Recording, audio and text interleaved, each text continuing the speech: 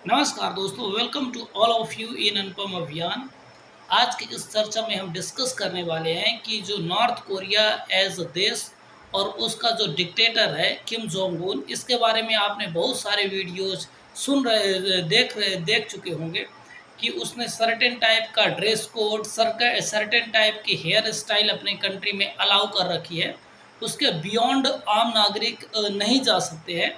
ऐसे ही उन्होंने रिसेंटली एक आदेश पारित किया है, अपने देशवासियों से रिक्वेस्ट करी है कि सही मायनों में बोले तो आदेश दिया है कि हर एक नॉर्थ कोरियन नागरिक जो अपना ह्यूमन वेस्ट है यानी टॉयलेट है, उसको टैंक में ना छोड़ के उसको सुखाएगा।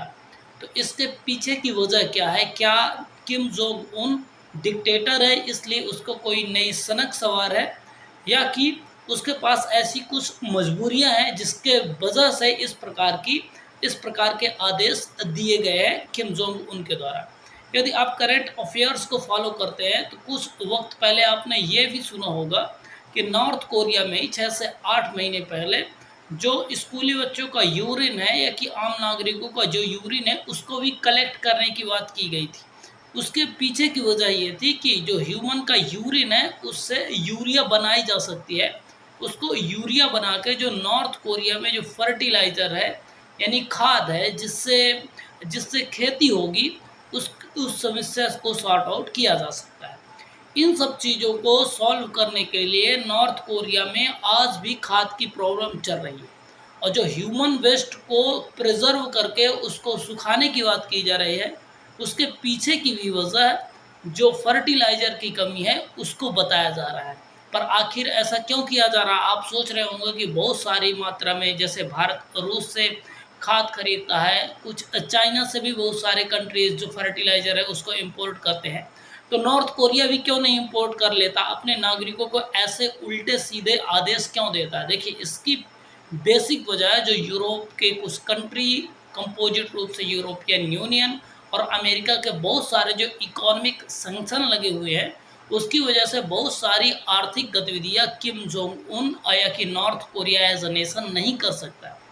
नॉर्थ कोरिया तो सर्वाइव ही कर रहा है चाइना और रूस की मदद की वजह से। आपने रिसेंटली देखा होगा कि जो रशियन प्रेसिडेंट व्लादिमीर पुतिन है, उन्होंने नॉर्थ कोरिया में विजिट करी और उनका किस प्रकार से ग्रैंड वेलकम किया गया।